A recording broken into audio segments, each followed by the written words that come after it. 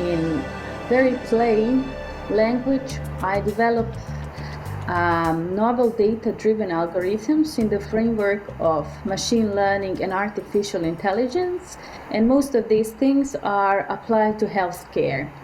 Some of these algorithms that I have been developing in the recent past are envisaged to be part of the novel emerging technologies device, in this particular case for the scanning the brain and localizing and detecting the stroke.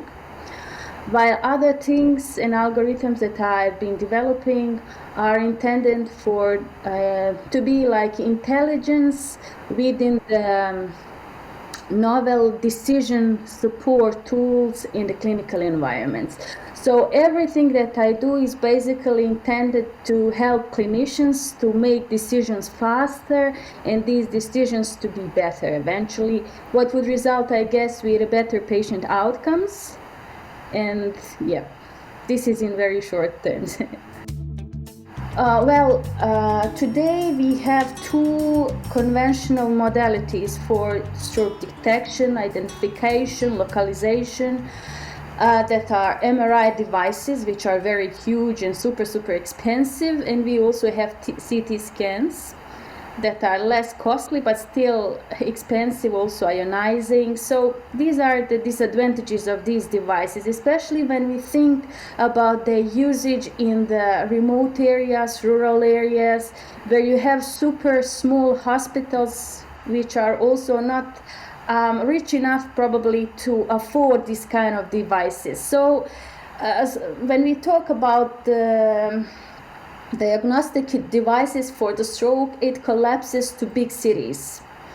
So one of the idea which started at the UQ Imagine team around 10 years ago, I guess, as a part of research for two PhD students at the time, was to see if the microwave technology can be used as an alternative, as a complementary technology in addition to these two conventional.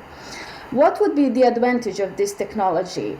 First of all, it wouldn't be ionizing, it would be significantly cheaper, it would be portable, and after all these things, you would be able to afford this device every little place to have it. So rural area would be covered, remote area would be covered, so you would be able to save much more lives. And when we talk about stroke, the key thing in saving lives is quick reaction, quick identification of the stroke, because that brings with it appropriate treatment. Yes and no. Yes, in the sense that when I was a child, when you would ask me what do you want to be when you grow up, I would say I want to be a scientist. But I was imagining myself being astrophysicist or being astronomer. Today I am scientist, but not really in these astronomy-related fields, though you never know what life will bring you. However, what concerns decision to become scientist in this field that I'm currently in, I think decision to start with my PhD started when I got my first engineering job after the graduation.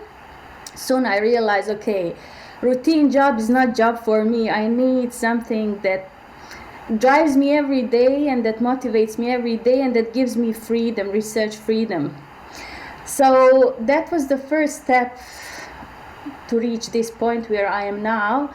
But sometimes in the middle of my PhD, I got interested in the problem of microarrays, that is array of genes, which is selection of the relevant features, relevant genes, and relating them to specific cancer or disease.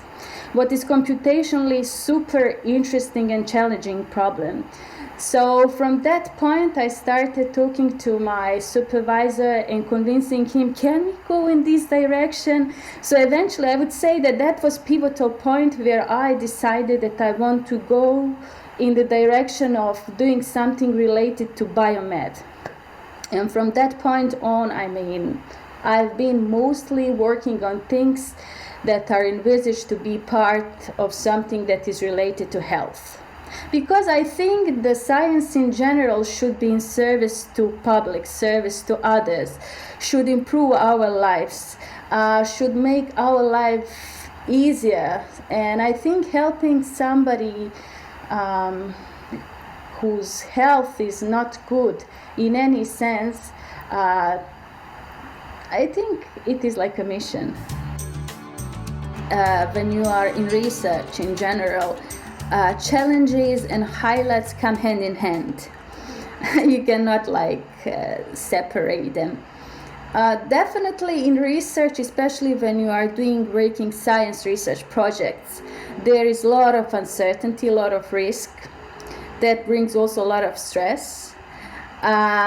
This even goes worse when the project is a part of some bigger initiative where also external partners like industry partners are involved, where you have very, very, very sharp deadlines. So it additionally brings a lot of pressure on researchers. And as I said, for breaking science, there is no guaranteed outcome. Also, when you face some challenge, some problem, there is no book, no paper. You cannot Google the answer. It is up to you and people around you, your teammates, to find a solution, to understand the phenomena, to overcome whatever issue it is and continue. But at the same time, as I said, it comes in hand with the highlights. Once you solve these kind of problems, or when you achieve some amazing outcome, or when something you got that is for the first time in the world, there are no words to express that. It's a very, very rewarding feeling that can be just felt, that you cannot put in words, I guess. As a researcher, I think 90% you are desperate, 10% you are celebrating. That is the reality. I mean, that is the game. But I will never forget what was the feeling when I generated first images with my machine learning algorithms for the stroke localization, and I compared it against the ground truth, and I saw that actually it worked. And that was actually first machine learning algorithm based, the first algorithm based on machine learning in this technology that could actually localize the target. So I think it is worth of being in darkness 90% of time for even 1% of these moments.